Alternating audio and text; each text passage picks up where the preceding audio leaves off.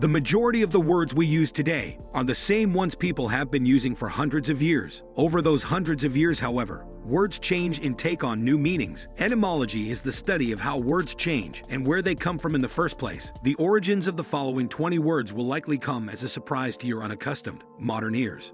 Number 20. Lunatic. The word lunatic comes from lunar as in moon. But why is this word for crazy person associated with the moon? Ancient Greek philosopher Aristotle, as well as some of his contemporaries, believed that the full moon could induce insanity by interrupting a person's sleep with its unusually bright light. This belief carried on all the way up until the 1700s, where the moon was also blamed for various illnesses, such as fever and epilepsy. Number 19. Berserk. We can thank Norse warriors for this word. Berserkers were Northern European warriors who were said to have fought their battles in bizarre trance-like states, utterly fearless. They would go to war without armor, choosing instead to wear only the furs of animals. Modern historians have theorized that they induced this intense behavior with the assistance of hallucinogenic mushrooms. Number 18. Jumbo. The reason that we refer to large things as being jumbo is because back in 1880, circus pioneer P.T. Barnum purchased an elephant named Jumbo. The elephant ate 200 pounds of hay every day and weighed 6.5 tons. His caretaker would also give him gallons of whiskey to drink, which seems like an excellent way to be accidentally crushed by a drunk elephant. Number 17. Nimrod. Perhaps you have, at some point in your life, called somebody a Nimrod, while you meant it as an insult. Had you made the same remark before the existence of Looney Tunes, it would have been taken as a compliment. Nimrod was the name of one of biblical Noah's great-grandsons, and came to be a compliment, meaning great hunter due to his hunting prowess. However, after Bugs Bunny sarcastically referred to Elmer Fudd as a Nimrod in the episode of the cartoon, it became so much more popular as an insult than it was as a compliment that the original meaning was lost. Number 16. Dude. While Nimrod started off friendly and became insulting, dude started off as an insult and is now harmless in the late 1800s. The word dude was used to refer to young men who were overly concerned with keeping up with the latest trends in fashion. One commentator writing in 1883 described a typical dude as having a weak mustache, a cigarette, a 13-button vest, a curled rim hat, and a minaret to watch chains cross the bridge. It seems as though hipsters are a truly timeless phenomenon. Number 15. Nightmare. In what is maybe the scariest and most appropriate origin on this list, nightmare comes from a combination of the word night and the Old English word mare. A mare was a type of female demon who would lay on her victims and suffocate them in their sleep. Maybe, if you think about this enough, you can actually have a nightmare at night about a mare. Number 14. Avocado. Avocado has its origins in the Aztec word Ahuacal, which means testicle, possibly due to the shape of the fruit or its seed. Interestingly enough, modern science reveals that avocados are a natural aphrodisiac, a substance that stimulates sex drive. Number 13. Cool. Jazz saxophonist Lester Young is said to have popularized the modern meaning of the word cool. Clubs at that time tended to be crowded, smoky, and hot, but there was nothing quite like opening up the window and letting in the cool air. He is also credited with first using the word bread to be money. Number 12. Idiot. This popular insult is derived from the ancient Greek word idiots, which referred to a private person who did not take an interest in politics. It was seen as the opposite of citizenship, which meant taking an active role in public affairs. So as long as you voted for anyone, you can rest easy knowing that by the standards of ancient Greece, you can't be called an idiot. Number 11.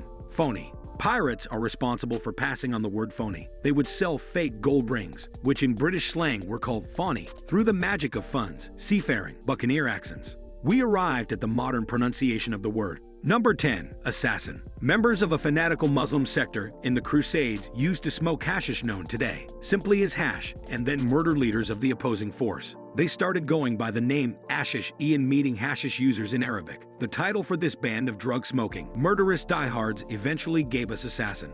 Number 9. Sniper. This military term originates from how British soldiers stationed in India in the 1770s found it difficult to accurately shoot the snipe, a type of bird. The birds were so difficult to shoot because of their natural camouflage and erratic flight patterns. The next time someone offers you to go on a snipe hunt, you may want to bring along a Navy SEAL. Number 8. Thong. The word thong comes from the Old English long, which meant a flexible leather cord. Other languages use various euphemisms. In Portuguese, it is fio dental or dental floss. In Bulgarian, praka or slingshot. In Chinese, it is dingziku, which roughly means tea leather pants. Number 7. Lord and lady. Our modern word lady literally translates to bread kneader in the Old English. It stems from the word's male counterpart being lord, literally translates from bread keeper. So they essentially relate to the old traditional household responsibilities of men and women. It's probably a good thing that it evolved into lady, as the bread kneader and the tramp and my fair bread kneader just don't sound as good.